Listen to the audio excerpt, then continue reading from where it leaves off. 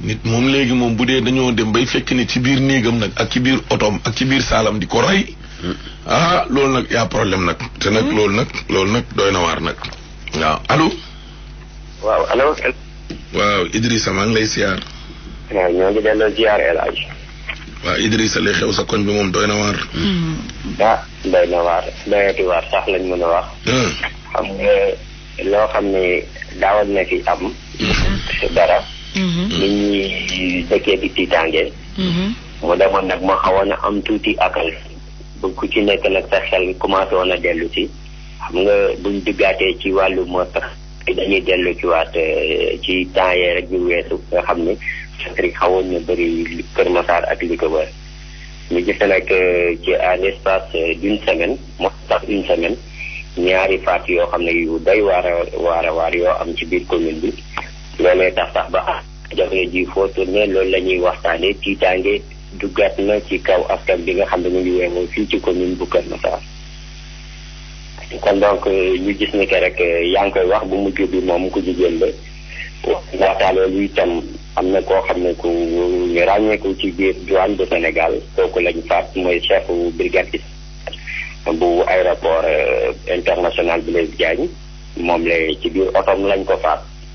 te ba léegi sax enquête baa ngi wéy lu ñeel faat boobule peut-être technique xuus yu bëri ci wàllu woowu puisque tamit dañ ne enquête bu nekkee en cours moom xam nga mënuñu cee sori waaye ñu jàpp ne rek ba léegi gendarmerie section de recherche ñu ngi def audition yi ku ci mel ni première femme sëñ boobule moom jot nañu ko auditionné. kon donc c'est pour vous dire que rek enquête baa ngi wéy te kooku la buñ ko faatee buñ ko waxee itam ñëpp seen xel dina xaw a ñaaw parce que serewul dara ak entrée wu Kër Massar daanaka ci daral bi noonu à l'entrée de la forêt classée de Mbao kooku ku ko wax rek. mais daanaka ci digg dëkk bi la parce que ci tali bi la. mais nu ñu ko Idi nu ñu ko fekkee parce que il paraît ay 2 heures passées la jóge AIBD teg si foofu Kër Massar déposé chauffeur am mais nu ñu ko fekkee mu faatu ci oto ba ak ci yan anam la ñu ko découvrir corps bi comme que yaa ñu gën a jege foofu. waaw xam nga comme ni nga ko waxee ci biir oto la déjà. ni ñu ko faatee ci lu ñu information yi ñu jot. par balle la. te en plus itam arme bu ñu utilisé daanaka armam la loolu nag nekk lu xaw a doy waar parce que question yi dina bëri ci nekk dina laajte loolu nan la mën a demee ndax moom moo ko def ndax keneen a ko def et cetera et cetera. loolu yëpp boo xoolee enquête bi dina édifier nit ñi ci fànn boobu waaye lu ñu mën a jàppale. waaye boo xoolee indice yu njëkk yi daanaka di nga ne du moom moo ko def. loolu daal lu mën a jàppale. xam nga tamit xaruwul. waaw xaru bi moom dañuy écarter ci kaw. parce que itam comme ni nga ko waxee xam nga xaru am na anam yi ko nit mën a defee yu bëri. mais fii boo xoolee positionnement que ça soit positionnement port bi que ça soit itam arme bi que ça soit projection balle bi yooyu yëpp.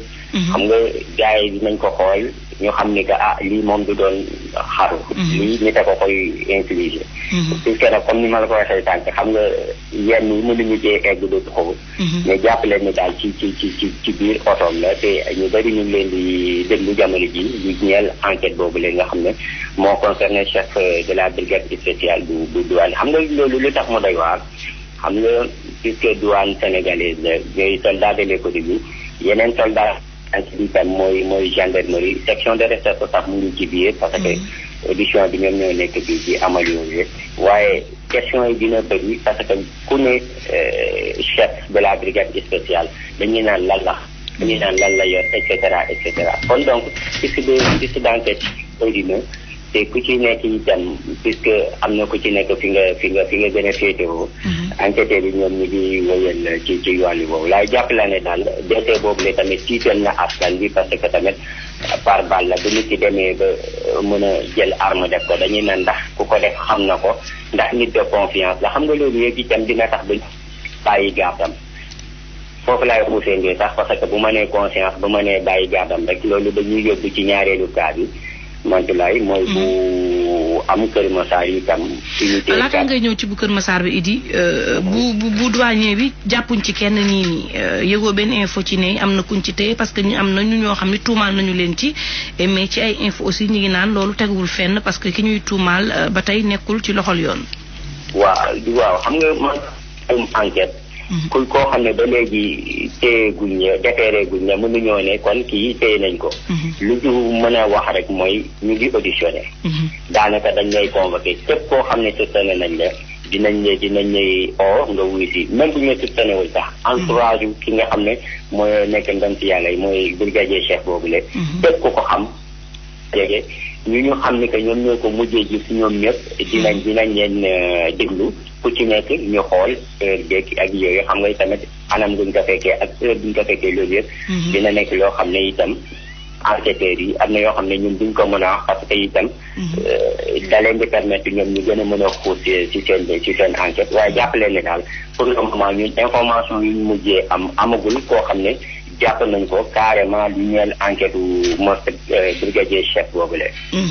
kon information yi ba tey wéragul parce que dañ doon wax ne am na ñoo xam ne sax jot nañoo avoué ci laale nañ ci meurtre bi lu ci mënti am daal dinañ ko topp moom fii ak suba jàpp mercredi incha allah pour mu leer pareeguñu ci jooy moom monsieur Sakho boobu ñu ñëwati ne beneen soxna faat nañu ko militante Pastef bi ndax mën nga ñëwaat ci loolu ndax gisante nga ak famille bi jot nañ la expliquer lu bari.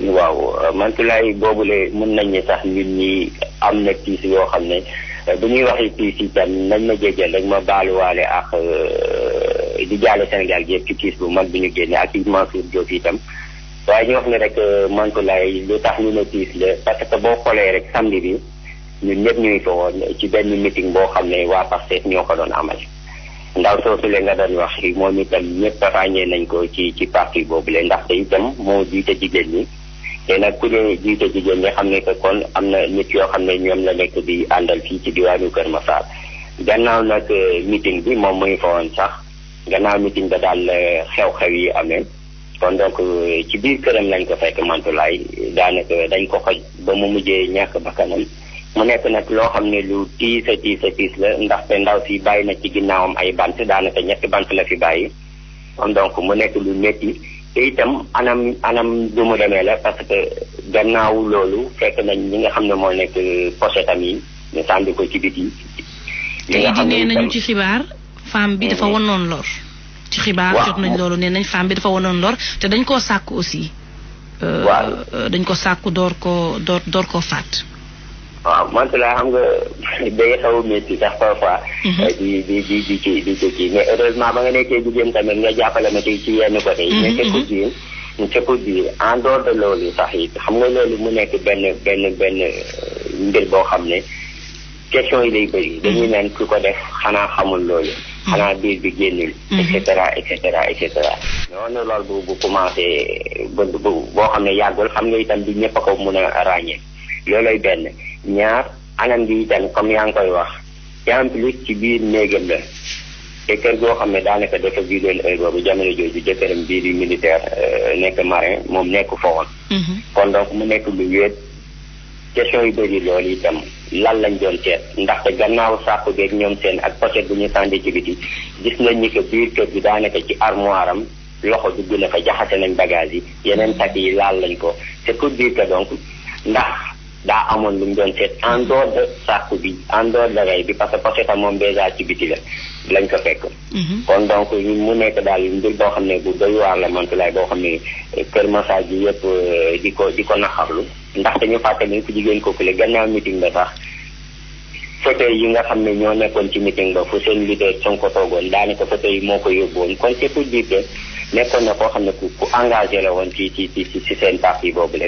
waaye mu nekk ci bu doy waar te itam foofu Mantoulaye enquête yi itam ubbi nañ ko te itam ci bëri na lool waaye xam nga bu ñuy enquête mu ngi en cours laajte yi bëri na lool ndax daa bett nit ndax dañ ko doon sàkku yow sax ñëw nga ci sàkku boobu am na waaye lu weesu sàkku boobu leen ndax nit day camoufler itam sàcc la bu ñuy camoufler en viol ou pas ou bien viol la boo xam ne mu mujjee tourner au drame et cetera loolu yëpp mu nekk ay laaj yoo xam ne dina sampu ndax xam na ku ko def ndax xamu ko ndax dañ ko topp parce que ku jógee meeting ñu présenté la en grand pompe nga jógee meeting ñëw sa kër kon loolu yëpp nekk na ay questionnement yoo xam ne sans doute brigade bu Kër Massar ak section de recherche yi nga xam ne ñu ngi ci dossier yi xam naa ni daal dinañ am du pain sur la planche comme on le dit mais daal sant laa jàppale ne jamono ji Kër Massar ñaari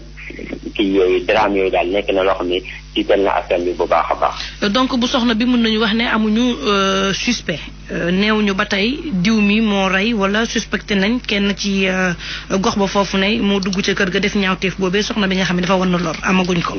waaw xam nga man la spéculation yi moom du ñàkk lu ci jege itam du ñàkk waaye témoin sur yoo xam ne jege nañ endroit bi ñun jot nañoo waxtaan ak ñenn ñi.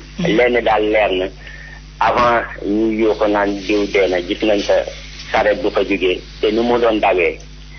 tiital nañu bëri mooy benn te itam ba mu doon romb sax ak retour bi ni mu mel du benn nit ki dafa jël sax katam wàccee carrément comme kuy camoufler kanam bi te guddi itam loolu tamit mu nekk ay questionnement yoo xam ne mais xàmmeewuñ ko xàmmeewuñ ko mais xam nga mbir boobu moom waa Kër Massar xala loolu gendarmerie Kër Massar bu dee recherche côté boobu la rek mën nañ ci am yaakaar ni que dinañ ci teg loxo waaye foofu itam jàppale ni Mantoulaye enquête baa ngi woy te lu gaaw a sax di ngeen ci am ay résultats parce que ñu ngi ci piste yu wóor mais ci bu douanier bi aussi dañu gis ne ñu ne coow aaw ak ñaareel daf ca feeñ ba ñu ne aaw bi sax ñu ngi ñu téye jamono ji donte nee nga kenn defeerewul kenn mënul wax ni donc téye nañ loxo nit kii nii donte woo nañ ko laaj nañ ko ci ay xibaar ñu ne avoué na ñenn ñi ne avoué wul kenn jàpp ko ndax am nga xibaar ci loolu ci ne aaw bi moom la ñu tuumaal ne moom moo def ñaawteef boobu jëkkër ji. waaw tant que man boo déggee maa ngi lay naan première fois moom ñu ngi ko doon auditionné. waaw man ex-première femme parce que nee nañ divorcé nañ depuis le 10 septembre je pense. ex-première femme moom la. am na ñu wax ne. am na ñu ne divorcé wuñu. waaw kër ko jigéen ki. nee tasuñu de. nee nañ sëy bi tasul ñu ngi ba tey. moom daal lu ci mënti wóor ba wóor Mantoulaye. mooy nañ jàpp ni kooku ñu ngi ko doon auditionné. moom soxna si waaw soxna soosu. kooku moom mbiram leer na ma lool léegi luñ ci mën a wax ndax. xuloo la entre awo ñaareel boobu dina xaw a doy waar waaye ñu mën a jàpp rek ak lu mu mënti demee bu dee xuloo awo ñaareel dañuy rey jëkkër ji moom defe naa ni ñoom ñaar ñëpp a ciy ñàkk kon donc daal bu dee cadre enquête bi spécifiquement lu ñu mën a am pour le moment lu ñu mën a wax lu ñu wóor mooy première femme bi moom ñu ngi koy auditionné loolu moom lu leer la ndax am na keneen wala am nañ beneen soupçon ci keneen loolu dara leeraguñu ci ndax itam audit ki avoué na boobu itam mënuñu cee xuus waaye Mantoulaye xam naa ni rek fii ak suba dinañ ci mën a am lu leer lu concerne ñaari enquêtes yëpp ba boo xam ne askan bi daal seen xel dina mën a dalandi ndaxte fu mu toll nii moom mën nañ ne ci kër lañ gën a nekk ci Kër Massar yi itam bindu commune bi nga xam ne téeméer ak fanweer ak ci juróomi quartier moo fi ne te yi gis tam ku ko waxee itam certes dañuy naan muy police muy gendarmerie mënuñoo topp benn doomu aadama di la surveiller waaye tamit dina baax lool éléments yi fi ne ñu gën leen a renforcer lu motul sax 15 éléments ci commune bu toll noonu itam presque 600 000 habitants xam nga ni day xaw a day waar lool pour nga assurer sécurité bi Idrissa pour kaawu ndaw sële Mariama Sagna Pastef mais bi affaire bi di am waa këram fu ñu nekkoon xam nga meeting moom boo organiser meeting sa kër bon dañuy togg day xumb daal tarkala day xumb waaw léegi moom bi mbir mi am noonu parce que dañ ne après meeting bi la waa kër gi fan lañ nekkoon waaw une très bonne question xam nga ñu bëri dañuy naan bu dee aspect politique la ñu nañ ko ci génnee parce que comme li nga wax nii xam nga d'habitude dañuy constater ni que bu dee meeting daa am ku organiser këram daanaka nit ñi fa la ñuy yendu këram daanaka lépp fa lañ koy defee mais kii moo nekk responsable des femmes cadre organisation jigéen ñoom ñoo koy gérer waaye toggeewuñu woon ci kër gi te meeting bi fu mu amee ak kër gi au moins am na 500 mètres am na lu dox ci diggante bi te tamit kër gi positionnement bu mu nekkee dafa xaw a làqu loolooy benn ñaar ndaw si ak jëkkëram la nekk ak ay doomam yu ndaw jëkkër ji moom daa demoon benn xew kon donc moom ba muy jugee ci li nga xam ne moo nekk cérémonie bi parce que ñu dañoo toog ba mu tax après ça moom ci li ñu wax dafay jël ay fauteuil naan ko woon a delloo ànd ak benn borom saret daanaka fee bi noonu la fa demee. àndul ak ay nit pour yóbbu ay bagages ak ñoom seen parce que meeting nañ ba pare mais foofu dafa bëri woon ay bagages ku ci nekk xam nga am na yenn parti yoo xam ne genre participation lay doon yow da ngay indi seen kii indi lii kii indi lii kii indi lii ku ci nekk li nga indi loolu ngay njëkk a gérer yóbbu ko après bu ñu paree ñu def réunion ñoom seen réunion bi sax dañ ko programmé woon mooy démb dimanche par malheureusement événement douloureux yooyu am ci guddi gi kon donc ñu wax ni que rek mu nekk lu doy waar témoin oculaire yi itam comme ni nga ko waxee Ahmed daanaka voisinage bi rek la ba yuuxuy commencé yëpp nit ñi ñëpp ci lañ jàll rendre compte effectivement ni que mbir moomu moo xaw. d'accord kon Idrissa merci beaucoup ñu ngi lay gërëm di la sant bu baax a baax.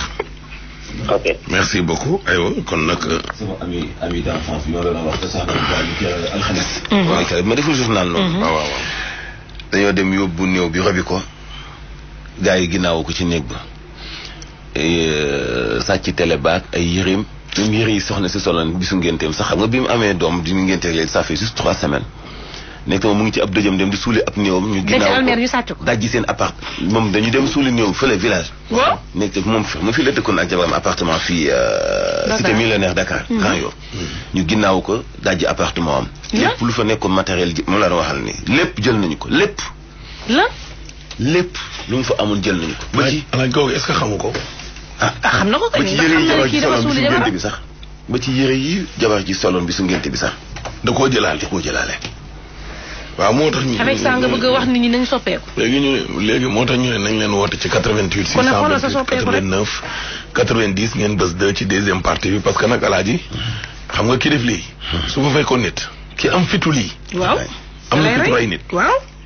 yow sa jabar ki am bettoon mu rey la. nit dem suuli jabaram alaaji. waaw nga gannaawu ko. dajji néegam roñ bagage yi sàcc ba sàcc yëre yi nga xam ne moom la néew bi soloon. yaa des semaines ci ginnaaw ci ngénteem. néew boobu nga xam ne ñu ngi ko war a jébbal suñu borom. bébé bi mu fi bàyyi amagul sax 4 semaines. yaa dañoo ñëw ñàkk yërmande ñàkk xol.